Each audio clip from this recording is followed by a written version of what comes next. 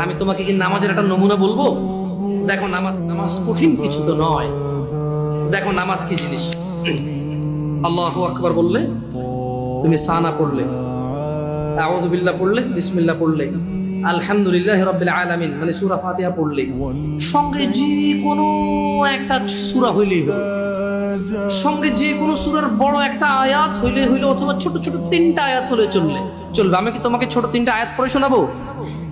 আউযু বিল্লাহি মিনাশ শাইতানির রাজীম। ওয়াল মুরসালাতি উরফা ফাল আসিফাতি আসফা। দুই আয়াত হয়ে গেছে। আল্লাহু আকবার। এরকম ছোট তিনটা আয়াত পড়লেই হবে।